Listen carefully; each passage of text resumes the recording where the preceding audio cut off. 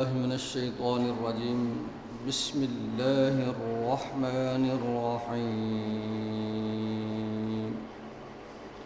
الحمد لله رب العالمين، والصلاة والسلام على سيد الأنبياء والمرسلين وعلى آله وأصحابه أجمعين. أما بعد، فأعوذ بالله من الشيطان الرجيم. بسم الله الرحمن الرحيم. إن الله وملائكته يصلون على النبي يا أيها الذين آمنوا صلوا عليه وسلموا تسليما. اللهم صل على محمد وعلى آل محمد كما صليت على إبراهيم وعلى آل إبراهيم إنك حميد مجيد. رب اشرح لي صدري ويسر لي أمري واحلل عقدة من لساني يفقهوا قولي. اللهم صل على محمد وعلى آل محمد كما باركت على إبراهيم وعلى آل إبراهيم إنك حميد مجيد. نہایت ہی واجب الاحترام معزز و مکرم حاضرین و سامعین کرام، السلام علیکم ورحمۃ اللہ وبرکاتہ.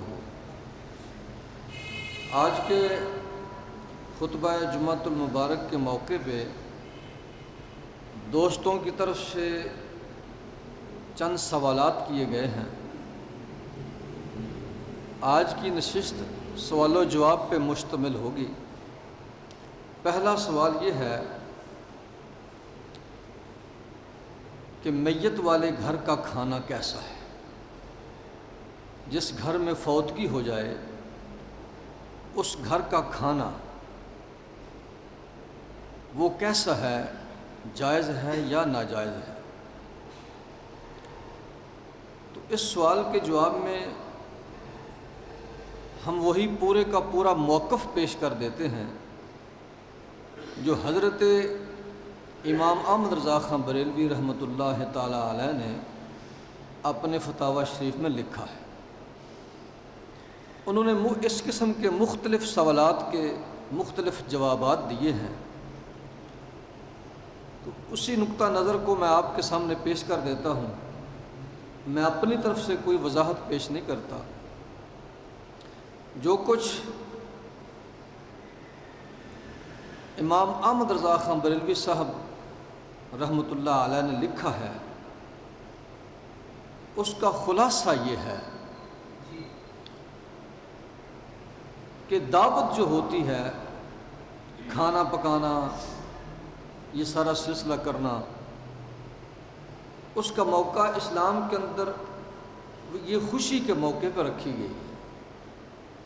شادی کے موقع پہ، ولیمے کا موقع ہو، عقیقے کا موقع ہو یا کوئی بھی خوشی کا موقع ہو، تو یہ بنیادی نقطہ یاد رکھ لیجئے کہ دعوت خوشی کے موقع پہ ہوتی، غمی کے موقع پہ دعوت نہیں ہوتی.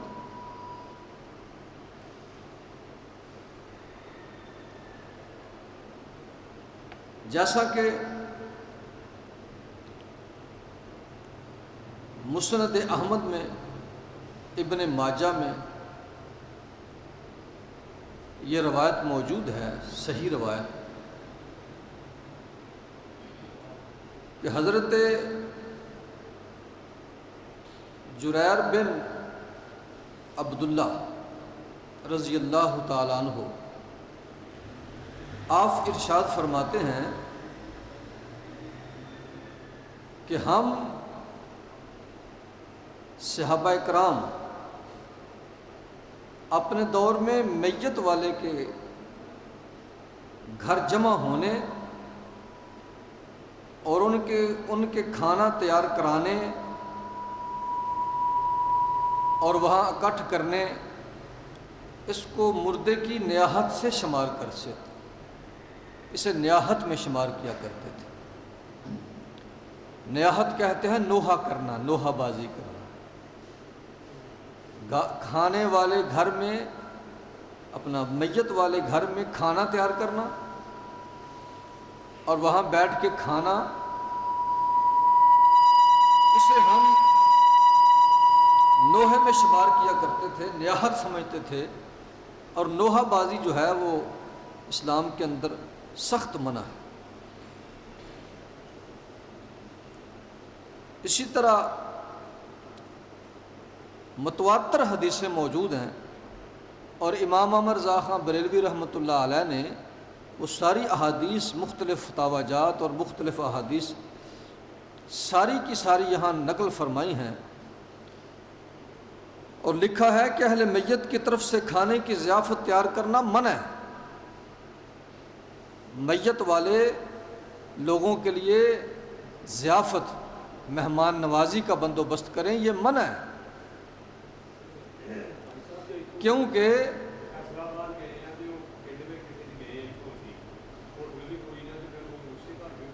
تو شریعت کے اندر میں بتاتا ہوں، شریعت کے اندر ضیافت یہ خوشی کے موقع پہ رکھی گئی ہے، نہ کہ غمی کے موقع پہ۔ یہ بنیادی نقطہ ذہن میں ہونا چاہیے۔ اب سوال یہ ہے کہ میت والے گھر میں اگر کوئی دور سے چلا جائے، جیسا کہ حاجی صاحب نے سوال کیا ہے، دور سے گیا ہے اور وہاں نزدیک کوئی ہوٹل موجود نہیں، کوئی ایسی چیز موجود نہیں، تو وہ کیا کرے؟ تو پہلی بات تو ذہن میں یہ رکھیں کہ فوتگی والا جو کھانا ہے، فوت کے گھر والا کھانا، اس کی دو شکلیں ہو جاتی ہیں، یا تو خاص وہ گھر والے پکاتے ہیں، یا کوئی برادری میں سے کوئی شخص پکا لیتا ہے۔ اگر کسی برادری میں سے کسی شخص نے وہ کھانا پکایا ہے تو اس میں تو کھانے میں حرج ہی کوئی، وہ امیر بھی کھا سکتا ہے، غریب بھی کھا سکتا ہے۔ تو ہم جو گفتگو کر رہے ہیں وہ یہ ہے کہ خاص میت والے اگر اہل خانہ کھانا پکائیں، اس کا حکم کیا ہے؟ اس کا حکم یہ ہے کہ غریب تو کھا سکتا ہے، مسکین کھا سکتا ہے، امیر کے لیے بالکل حرام، امیر وہ کھانا نہیں کھائے گا۔ غریب کے لیے وہ حلال ہے، جائز ہے، امیر کے لیے نہیں کسی صورت میں۔ تو خوشی کے موقع پہ کھانا کھائیے، پکائیے، تو یہ بالکل جائز ہے۔ تو ساری انہوں نے پوری بحث کی ہے، اور اس بحث کا خلاصہ یہ ہے کہ دعوت، کھانا پکانا یہ خوشی کے موقع پہ ہوتا ہے اسلام کے اندر، غمی کے موقع پہ نہیں ہوتا۔ اب اس کی مختلف صورتیں بن جاتی ہیں۔ دیکھیے، اگر مرنے والا کچھ چھوٹے چھوٹے بچے چھوڑ گیا، نابالغ بچے، تو نابالغ بچے یتیم بچے ہوئے، تو یہ تو اس سے بھی بڑا جرم ہو گیا، یہ تو بہت بڑا جرم ہو گیا یتیم کا مال کھانا۔ اس کے بارے میں اللہ رب العزت قرآن میں ارشاد فرماتے ہیں، ان الذین یاکلون اموال الیتامی ظلما انما یاکلون فی بطونہم نارا او یصلی سعیرا۔ جو یتیم کا مال کھاتے ہیں، گویا کہ وہ اپنے پیٹ میں آگ کے انگارے بھرتے ہیں، جہنم کی آگ بھر رہے ہیں جو یتیم کا مال کھا رہے ہیں۔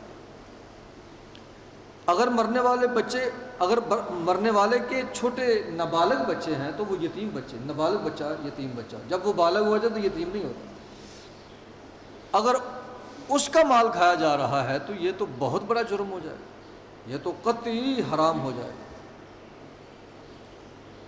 اور اگر بالغ نابالغ جتنے اس مرنے والے کے وارث ہیں، اس کی جائیداد کے وارث ہیں، وہ سارے متفق ہو کر مشورے کے ساتھ متفقہ طور پہ کھانا پکائیں تو پھر ایک دوسری صورت بن جاتی ہے۔ یہ بالغ اور نابالغ ورثاء سب مل کے جو کھانا پکائیں گے، رضامندی کے ساتھ کھانا پکائیں گے، یہ صرف غریبوں کے لیے جائز ہوگا، امیروں کے لیے جائز نہیں۔ اسے صرف غریب کھا سکتا ہے، مسافر کھا سکتا ہے، یتیم کھا سکتا ہے، مسکین کھا سکتا ہے، یہ دوسرا کوئی شخص نہیں کھا سکتا۔ اس طریقے سے امام محمد رضا خان بریلوی علیہ الرحمہ سے پوچھا گیا کہ ہمارے یہاں علاقے میں ایک رسم ہے کہ وفات والے دن، میت والے گھر وفات والے دن اس کے عزیز و اقارب اور اس کے احباب جو ہیں، اس کی عورتیں جمع ہو جاتی ہیں، عورتیں جمع ہو کر پورا اہتمام کیا جاتا ہے، جس طرح شادی کا اہتمام ہوتا ہے، چائے کا۔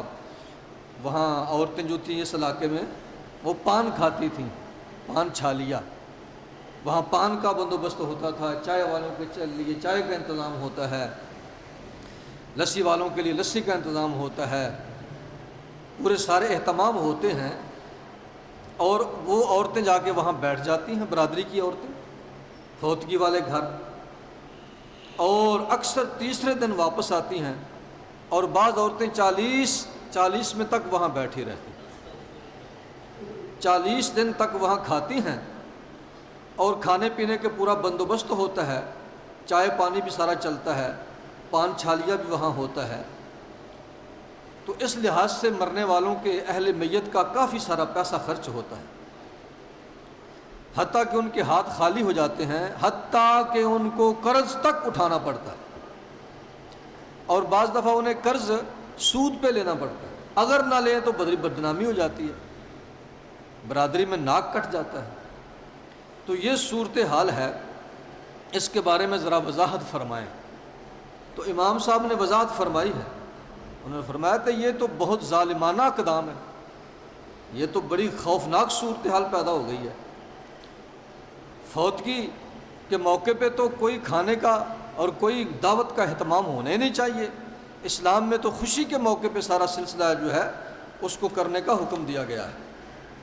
تو آپ نے اس کا جواب دیا، یہ عورتیں جمع ہوتی ہیں، یہ فعل مکروہ کرتی ہیں، ناپسند ترین کام ہے ان کا وہاں جمع ہو کے کھانا پینا، اور وہاں جا کے کیا ہے، بعض عورتیں ماتم کرتی ہیں، اونچی اونچی نوحہ کرتی ہیں، رونا پیٹنا کرتی ہیں، بناوٹ سے منہ بکھارتی ہیں اور بناتی ہیں، کئی کچھ کرتی ہیں، یہ ساری نیاحت ہے، اور نیاحت اسلام کے اندر نوحہ بازی حرام ہے، چاہے عورت کرے یا چاہے کوئی مرد کرے۔ نوحہ بازی اسلام میں غمی کے موقع پہ، فوتگی کے موقع پہ رونا جائز ہے، آنکھوں سے آنسو بہانا، رونا جائز ہے، کیونکہ یہ اظہار غم ہے، اظہار غم پہ کوئی پابندی نہیں، اسلام اظہار غم پہ پابندی نہیں لگاتا، اظہار خوشی پہ کوئی پابندی نہیں لگاتا۔ جی ہاں، لیکن نوحہ بازی جو ہے اس کے وہ اسلام نے حرام کر دیا۔ تو امام صاحب فرماتے ہیں کہ ایسا مجمع جو نوحہ بازی کرے، تو ایسے نوحہ بازوں کے لیے کھانے پینے کا اہتمام کرنا بھی گناہ ہے، یہ تو گناہ کے اوپر ایک تعاون ہو جائے گا، جبکہ اللہ فرماتا ہے تعاونوا علی البر، نیکی کے کام میں تعاون کرنا چاہیے، ولا تعاونوا علی الاثم والعدوان، گناہ کے کاموں پہ تعاون نہیں کرنا چاہیے۔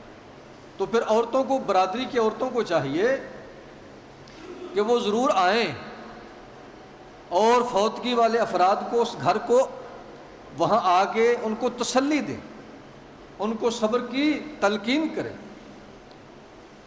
ان کو صبر کی تلقین کرے، اور ان کو تسلی دیں، اور جب کھانے کا وقت ہو تو اپنے گھر جا کے کھانا کھائیں۔ بلکہ اسلام میں تو یہ ہے کہ برادری کی آس پاس کی پڑوس والے لوگ جو ہیں اور جو برادری والے جو ہیں وہ کھانا پکا کے میت والے گھر کے افراد کو بھی کھلائیں، کیونکہ وہ ان کے لیے پریشانی اللہ کی طرف سے آ گئی ہے، اللہ کی طرف سے انہیں غم آیا ہے، تو اس غم میں وہ کھانا پینا بھول جائیں گے۔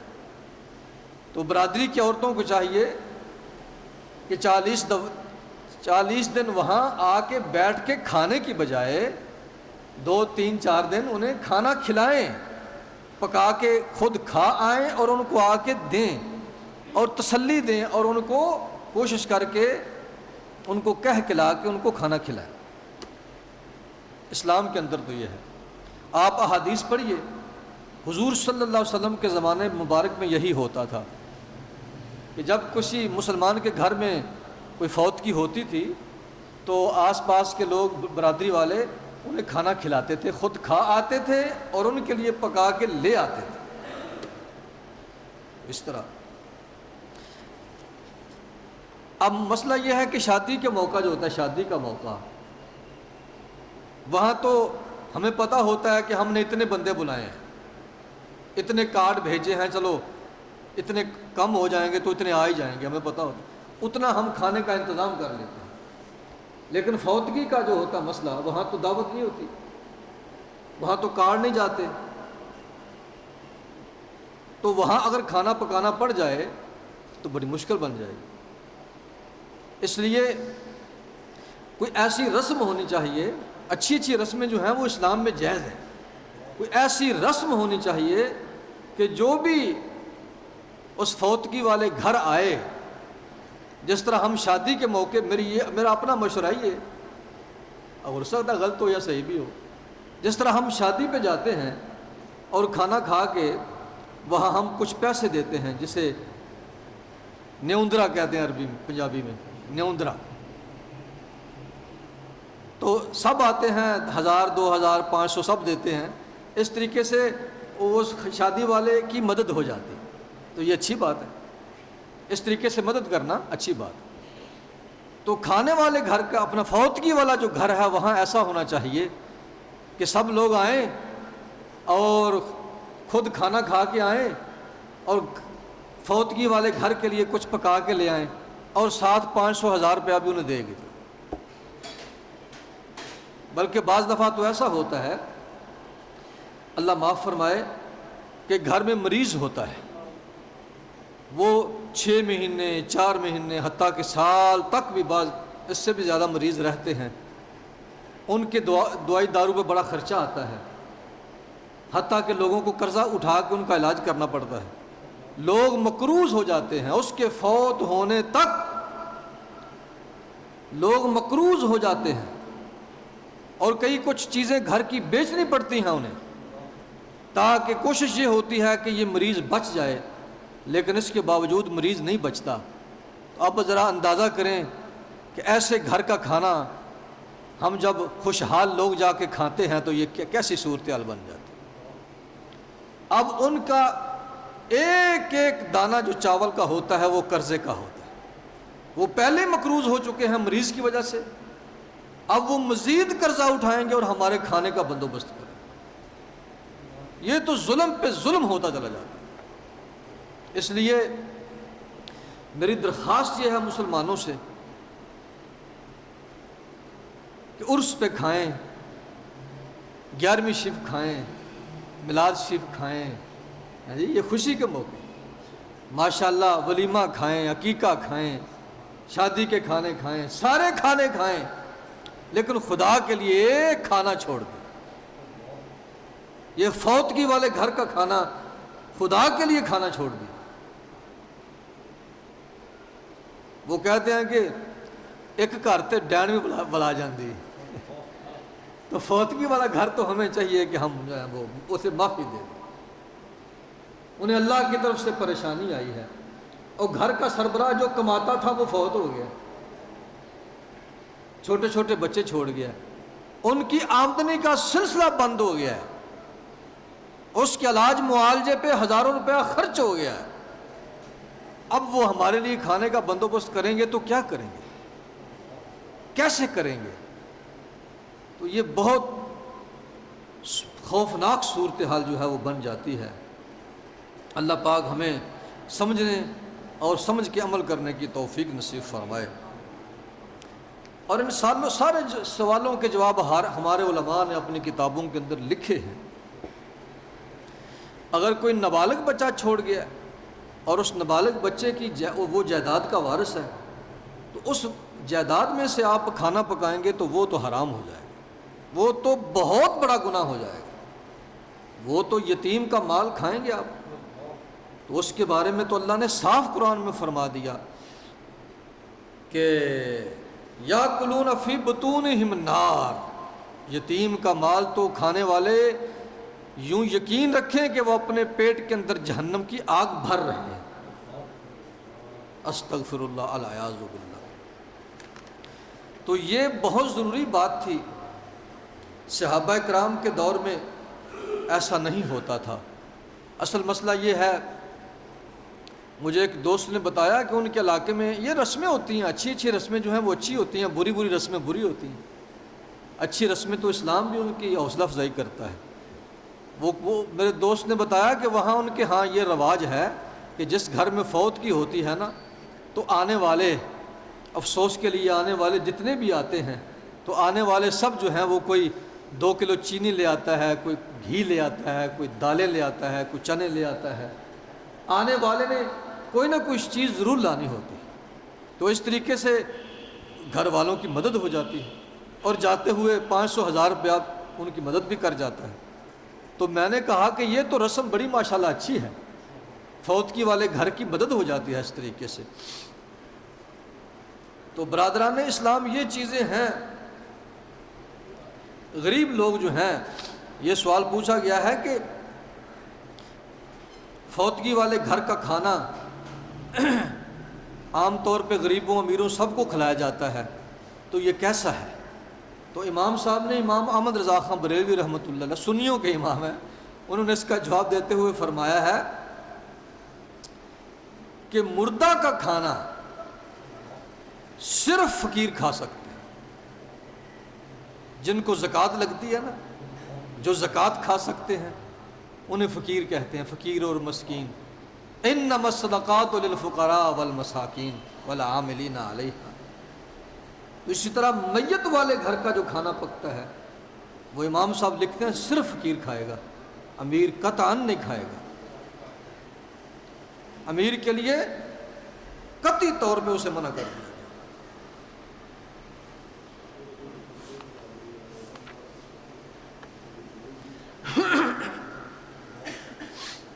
اللہ اکبر۔ ایک اور سوال پوچھا گیا ہے، اسی سے ملتا جلتا سوال ہے۔ کہتے ہیں کہ ایک گاؤں ہے، اس گاؤں کے اندر یہ رواج ہے کہ سوئم کے موقع پہ تیسرے دن، فوتگی کے تیسرے دن وہاں چنے رکھے جاتے ہیں اور چنوں کے اوپر پڑھائی ہوتی ہے، اور اس کے بعد پھر وہ جتنے بھی ہوتے ہیں، امیر ہوتے ہیں، غریب ہوتے ہیں، سب وہ تھوڑے تھوڑے چنے لے کے چلے جاتے ہیں۔ لیکن مسلمان جو ہیں وہ اپنا اپنا حصہ لے کے مشرک، ہندو، چمار، ان کو جا کے وہاں دیتے ہیں، ان کو دیتے ہیں۔ پہلا سوال تو یہ ہے کہ کلمے پڑھ، جن چنوں کے اوپر کلمہ شریف پڑھا گیا ہو، کیا وہ غیر مسلم چماروں کو دینا جائز ہے کہ نہیں؟ اور دوسرا سوال یہ ہے کہ وہ جو غریب وہاں آئے چنے پڑھنے کے لیے، غریب بھی تو آتے ہیں، وہ غریب وہ چنے کھا سکتے ہیں کہ نہیں؟ جو امیر آئے وہ پڑھنے کے لیے، وہ امیر بھی لے لیں کہ نہ لیں؟ ہمارے ہاں تو رواج یہ ہے کہ امیر ہو غریب ہو سارے مسلمان وہ چنے لے کے چلے جاتے ہیں، خود نہیں کھاتے، غیر مسلم لوگوں کو دے دیتے۔ تو امام صاحب اس کا جواب دیتے ہوئے فرماتے ہیں کہ یہ چیزیں جو مرنے فوتگی والے گھر سے لے کے مسلمان جاتے ہیں، یہ چیزیں غریب مسلمان کھا سکتا ہے، صرف امیر مسلمان جو ہے وہ نہیں کھا سکتا۔ اگر امیر مسلمان وہ چنے لے تو جا کے کسی غریب مسلمان کو دے۔ غیر مسلم کو نہیں دینی چاہیے. غریب مسلمان جو ہے اس کی مدد کرنی چاہیے. غریب مسلمان کے ہوتے ہوئے آپ کسی غیر مسلم غریب کو نہیں دیتے. جب مسلمان غریب موجود ہے تو آپ اس فوتگی والے گھر کی چیز اسے دے دیں. امیر آدمی جو تو غریب تو کھا سکتا ہے، امیر نہیں کھا سکتا. اور امام صاحب نے یہاں امام احمد رضا خاں بریلوی علیہ الرحمہ نے بڑی کمال کی بات لکھی ہے. یہ بھی ان سے پوچھا گیا تھا کہ سنا ہے کہ فوتگی والے گھر کا کھانا کھانے والے اس کا دل سخت ہو جاتا ہے. آیا ہو جاتا ہے کہ نہیں ہوتا؟ مرنے والے کے گھر کا کھانا کھانے سے آیا دل سخت ہو جاتا ہے، واقعی دل سخت ہو جاتا ہے. تو امام صاحب نے فرمایا کہ جو بندہ مرنے والے فوتگی والے گھر کے کھانے کا منتظر رہتا ہے اس کا دل واقعی سخت ہو جاتا ہے. کئی لوگ منتظر رہتے ہیں. میں ایک بندے کو جانتا ہوں، اس نے اپنا ہمارے گاؤں میں ایک ایجنٹ چھوڑا ہوا تھا. انہوں نے آپس میں یہ طے کیا ہوا تھا کہ میرے گاؤں میں فوتگی ہوگی تو میں فون پہ بتاؤں گا، اگر تیرے گاؤں میں فوتگی ہوگی تو مجھے بتا دینا. ان کا آپس کا معاہدہ تھا. تو جب اس کے گاؤں میں فوتگی ہوتی تو یہ فون کرتا بھی آ جاؤ، آج 10 میں ہے، آج 40 میں ہے. تو وہ آنے والا اکیلا آتا نہیں تھا بلکہ جیب میں 2 شاپر بھی ڈال کے لاتا، خود بھی کھاتا اور جاتے ہوئے شاپروں میں ڈال کے لے کے جاتا. تو کوئی عرض نہیں، اگر وہ غریب ہے تو کوئی مسئلہ نہیں، کوئی پریشانی نہیں. لیکن اگر کوئی صاحب حیثیت آدمی ایسا کرے گا تو یہ تو بہت بڑا گناہ ہے. تو اللہ معاف کرے. ایک بندے ایسے کو میں جانتا ہوں جس کے ماشاءاللہ بچے، وہ خود بھی زمیندار تھا، بس عادت پڑ جاتی ہے، ذہنیت بن جاتی ہے. وہ جو امام صاحب نے بات لکھی ہے کہ کھانے والے گھر کے انتظار میں جو رہتا ہے، فوتگی والے گھر کے کھانے کے انتظار میں جو رہتا ہے اس کا دل واقعی سخت ہو جاتا ہے. تو بڑا زمیندار آدمی تھا، میں اس کو جانتا ہوں. تو وہ دعائی خدا دی فوتگی والے گھر دا، کوئی فوتگی والے گھر دا، کسے ختم والے گھر دا کھانا وہ کو چھوٹ کے ٹور جے سوال ہی پیدا نہیں. ہو ہی نہیں سکتا. اس کی ذہنیت تو یہ اسے کہتے ہیں دل کا سخت ہو جانا، جس سے امام صاحب نے لکھا ہے کہ دل کا اس کا سخت واقعی ہو گیا ہے. تو کہتے ہیں، فرماتے ہیں کہ غریب آدمی بھی مجبوراً کوشش کرے فوتگی والے گھر کے کھانے کو مجبوراً کھائے، خوش ہو کے نہ کھائے. اگر خوش ہو کے کھائے گا اور انتظار میں رہے گا کہ چلو کوئی بابا پھڑکے تو میں بریانی کھاؤں، تو اس ذہنیت کی وجہ سے اس کا دل سخت ہو جائے گا. اور میرا یہ مشورہ یہ ہے کہ علماء کرام جو آپ کے امام ہیں، جن کے پیچھے آپ نمازیں پڑھتے ہیں، جن کی آپ پیچھے خطبے پڑھتے ہیں، ان کو خوشی کے موقع پہ، یہ میری طرف سے ایک نسخہ ہے، عمل کرنا آپ کی مرضی ہے، قبول کریں نہ کریں.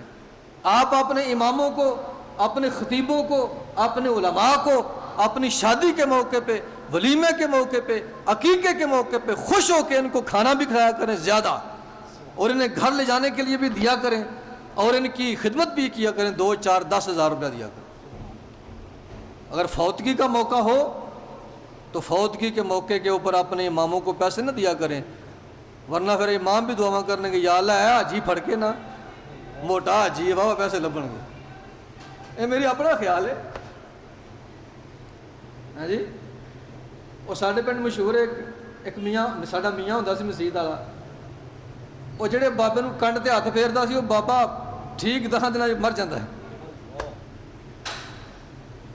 تو ہاتھ پھیرن کا مقصد یہ ہوتا ہے یا اللہ بابا لے تو میرا رزق کھلے. اس واسطے مولوی نو اس موقع تے نہ دیا کرو، خوشی دے موقع تے رج کے دیا کرو، ورنہ تو مولوی دعا کرے گا یا اللہ بابا جائے، تو یہ آپ کے لیے خطرہ ہے. اس لیے خوشی کے موقع پہ جی بھر کے دیا کرو، ہر طبقے کو دیا کرو، اور فوتگی کے موقع پہ فوتگی والے گھر والوں کو دیا کرو۔ تو یہ چند چیزیں تھیں جو امام صاحب نے بڑی وضاحت کے ساتھ ارشاد فرما دی ہیں۔ آپ نے فرمایا کہ امیر آدمی قطعاً فوتگی والے گھر کی کوئی شے نہ کھائے نہ لے، اگر لے تو جا کے کسی غریب مسلمان کو دے دے، خود استعمال نہ کرے۔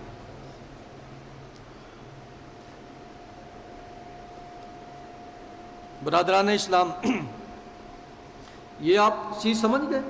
اسلام میں دعوت، کھانا پکانا، یہ خوشی کے موقع پہ اور غم کے موقع پہ یہ چیزیں نہیں ہوتی۔ میرے استاد محترم قبلہ پیر محمد سعید احمد صاحب مجددی رحمۃ اللہ تعالیٰ نے، حالانکہ جو طالب علم ہوتے ہیں وہ اکثر مدرسوں میں طالب علم مسکین غریب ہی ہوتے ہیں، اگر مسکین غریب نہ بھی ہوں تو فقیر تو ہوتے ہی ہیں نا، مسافر تو ضروری ہوتے ہیں، ان کو سب کچھ جائز ہے، صدقہ بھی جائز ہے، فوتگی والے گھر کا کھانا بھی سب کچھ جائز ہوتا ہے۔ لیکن میرے استاد محترم فرمایا کرتے تھے کہ کہ فوتگی والے گھر کے کھانے سے بچو، کوشش کرو کہ فوتگی والے گھر کا کھانا نہ کھایا جائے، ورنہ تمہارا دل سخت ہو جائے گا۔ اور جو شوق اور ذوق سے کھاتے ہیں، اگر غریب بندے کو بھی کسی فوتگی والے گھر کا کھانا پڑ جائے تو وہ بھی بس کھائے، خوش ہو کے نہ کھائے، یہ تو خوشی کا موقع ہی نہیں، وہ بھی مجبوری سمجھ کے کھائے، غریب بھی مجبوری سمجھ کے کھائے، خوش ہو کے نہ کھائے۔ جو خوش ہو کے غریب بھی کھائے گا نا، اس کا دل بھی سخت ہو جائے گا۔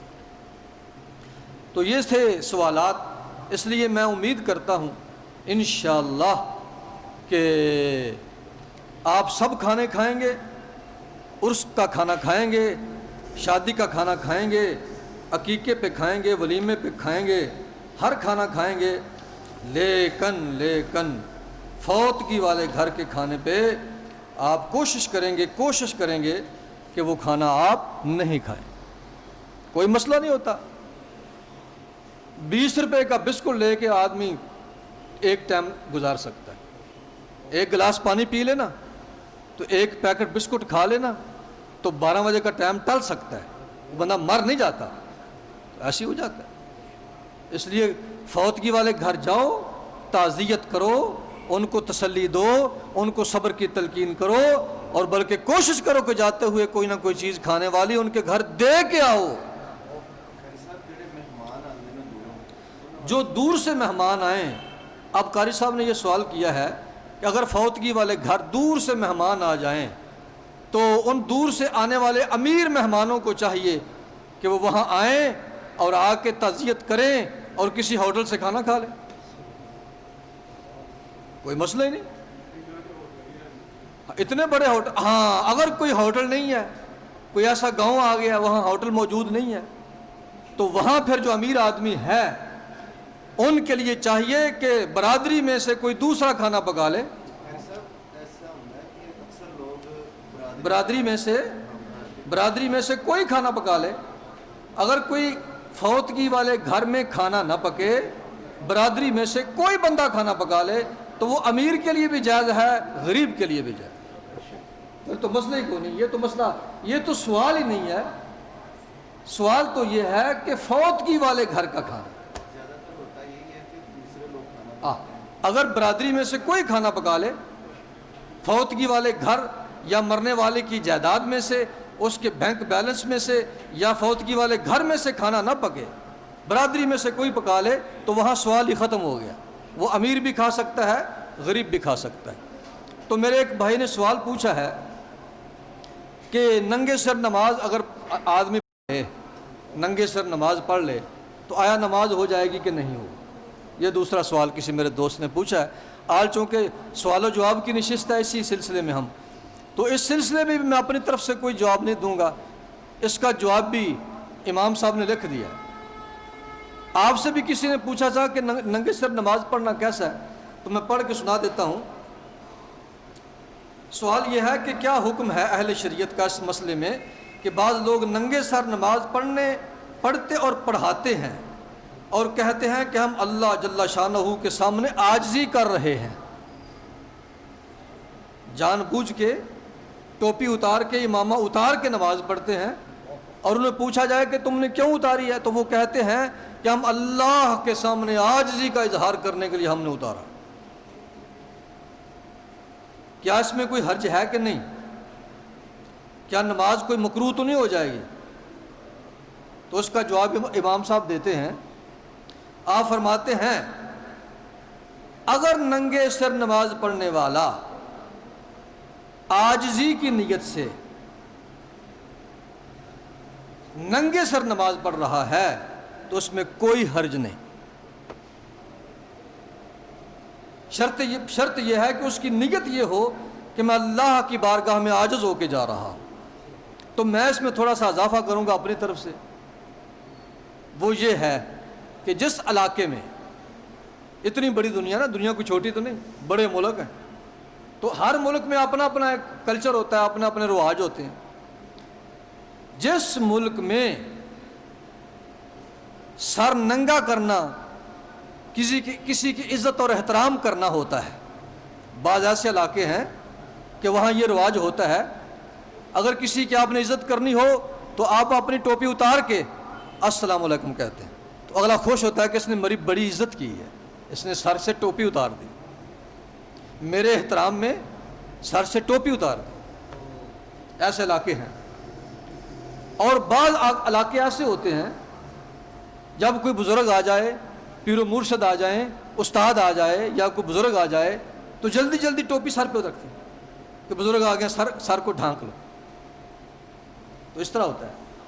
تو جس علاقے میں احترام ٹوپی پہن کے کیا جاتا ہو، وہاں ٹوپی پہن کے نماز پڑھنا زیادہ افضل ہوتا ہے، اور جس علاقے میں ٹوپی اتار کے احترام کیا جاتا ہو، وہاں ٹوپی اتار کے نماز پڑھنا افضل ہوتا ہے۔ لیکن بات وہی یہ ہے کہ بات آ کے نیت پہ ختم ہو جاتی ہے۔ آپ کی نیت کیا ہے؟ ایک آدمی نے اگر اس نیت سے سر کے اوپر امامہ باندھ لیا ہے، میری طرح پگڑی مبارک رکھی ہے کہ چونکہ میری سرکار نے، مدینے والی سرکار نے سر پہ پگڑی رکھی ہے، لہذا میں تو بھائی مدینے والی سرکار کی سنت کو پورا کر کے اپنے سر کے اوپر آپ سرکار کی، مدینے والی سرکار صلی اللہ علیہ وسلم کی سنت کے اوپر عمل کرتے ہوئے سر پہ امامہ باندھ کے نماز پڑھوں گا، تو اس کی یہ حسن نیت کی وجہ سے اللہ اسے بہت سا ثواب عطا فرمائے۔ بات تو نیت کے اوپر ہو گئی۔ تو امام صاحب نے لکھا ہے اگر کوئی بندہ اللہ کی بارگاہ میں عاجزی کی نیت سے ٹوپی اتار کے نماز پڑھے تو اس میں کوئی حرج نہیں ہے۔ اسی طرح اور بھی کئی سوالات پوچھے گئے ہیں، انشاءاللہ میں تفصیل کے ساتھ اگلے جمعے ان کے جوابات عرض کروں گا۔ تو یہ چند چیزیں آپ پوری اچھی طرح یاد کر لیجئے اور اپنے ذہنوں میں بٹھا لیجئے اور کوشش کیجئے اس کے اوپر عمل کرنے کی۔ ایک بھائی نے یہ بھی سوال پوچھا تھا کہ اگر کوئی دوست، اگر کوئی بھائی جو ہے وہ شرٹ پہن کے اتنی پورے بازو نہ ہوں، آدھے بازو والی شرٹ پہن کے نماز پڑھے تو نماز ہو جائے گی؟ یہاں تک ہو جانے کا تعلق ہے، ہو تو جائے گی، لیکن میرے نزدیک یہ ہے کہ اس کے ثواب میں کمی آ جائے گی۔ اسے چاہیے کہ پورا لباس پہن کے آئے، اللہ کی بارگاہ میں آنے کے لیے پوری تیاری کر کے آؤ۔ اللہ کے گھر میں آؤ تو خوشبو لگا کے آؤ، لباس پورا پہن کے آؤ اور وضو کر کے آؤ، پاک صاف ہو کے آؤ۔ تمہیں پتہ ہونا چاہیے کہ جس بارگاہ میں تم حاضری دے رہے ہو وہ کل کائنات کی سب سے بڑی بارگاہ ہے۔ جہاں تک ہو جانے کا تعلق ہے وہ تو ہو ہی جائے گی، لیکن خوبصورتیاں اور اس کے اجر و ثواب میں کمی واقع ہو۔ اسی طرح ایک بھائی نے یہ بھی سوال پوچھا ہے کہ روزے کی حالت میں مسواک کرنا کیسا ہے؟ تو عام طور پہ یہ سمجھا جاتا ہے کہ روزے کی حالت میں مسواک نہیں کرنی چاہیے، تو میں کہتا ہوں روزہ ہو یا نہ روزہ ہو، مسواک چونکہ میری نبی کی سنت ہے تو مسواک کرنے سے میرے نزدیک تو روزہ زیادہ مضبوط ہو جائے گا، روزے کو کچھ نہیں ہوتا۔ مسواک کرنے سے روزے کو کچھ نہیں ہوتا، بلکہ روزے میں خوبصورتی پیدا ہو جاتی ہے۔ لیکن اس کے اوپر ایک دوست نے یہ پوچھا تھا کہ جی حدیث پاک میں آیا ہے کہ روزے دار کی جو منہ کی بدبو ہوتی ہے اس سے فرشتے بڑے خوش ہوتے ہیں، تو یہ جب ہم مسواک کریں گے تو وہ بدبو ختم ہو جائے گی۔ تو میرے بھائیوں، شریعت کو سمجھنے کی کوشش کرنی چاہیے۔ بدبو پیدا ہو جائے تو جان بوجھ کے بدبو پیدا نہیں کرنی چاہیے۔ کوشش یہی کرنی چاہیے کہ روزے کی حالت میں بھی آپ کے منہ سے بدبو نہ آئے، لیکن کوشش کے باوجود اگر آ جائے، اس بدبو کی بات میری سرکار نے فرمائی ہے، اس بدبو کا حل کوئی نہیں، تو ایسی بدبو سے کسی مسلمان کو نفرت نہیں کرنی چاہیے۔ یہ روزے دار کے منہ کی وہ بدبو ہے کہ اس بدبو کو ختم نہیں کیا جا سکتا۔ اس بدبو کو اللہ کے فرشتے بھی پسند کرتے ہیں۔ مومنو، تم بھی کراہت نہ کیا کرو، جان بوجھ کے بدبو پیدا نہیں کرنی۔ اگر پیدا ہو جائے تو اسے برداشت کرنا ہے اور روزے دار کی اس بدبو سے نفرت نہیں کرنی، کیونکہ میری سرکار کے فرمان کے مطابق اس بدبو سے اللہ کے فرشتے بھی خوش ہوتے ہیں۔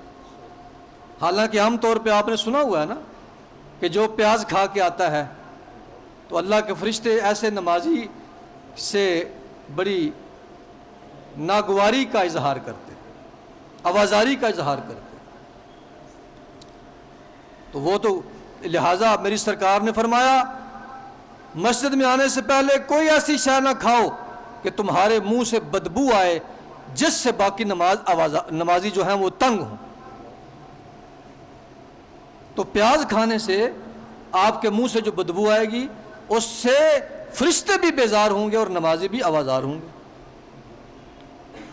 لیکن روزے دار کے منہ سے جو بدبو آئے گی، وضو کرنے کے باوجود، کلی کرنے کے باوجود، مسواک کرنے کے باوجود، کیونکہ معدے کے اندر وہ پانی نہیں جاتا، کھانا نہیں جاتا، تو اس وجہ سے معدے کے اندر کچھ ایسی چیزیں ہو جاتی ہیں، کیمیاوی عمل ایسے ہوتے ہیں کہ کوشش کے باوجود بھی روزے دار کی بدبو بعض دفعہ ختم نہیں کی جا سکتی 100%۔ اس کا پیٹ خالی ہوتا ہے تو کیمیاوی اجزاء ایسے بن جاتے ہیں، کیمیاوی عمل ایسے ہوتے ہیں، ان کی وجہ سے وہ ایک چیز ایسی تعفن سا پیدا ہو جاتا ہے۔ تو ایسی چیز سے کے بارے میں سرکار دو عالم صلی اللہ علیہ وسلم نے ارشاد فرمایا کہ ایسی جو بدبو ہے روزے دار کی منہ کی بدبو، اس سے اللہ کے فرشتے بھی خوش ہوتے ہیں اور مومنوں کو بھی کراہت اور آوازاری کا اظہار نہیں کرنا چاہیے۔ بس اتنی سی بات ہے۔ اللہ پاک دین کا پورا فہم ہمیں عطا فرمائے اور جو کچھ ہم نے سنا اس پہ پوری عمل کرنے کی توفیق نصیب فرمائے۔ وما علینا الا البلاغ۔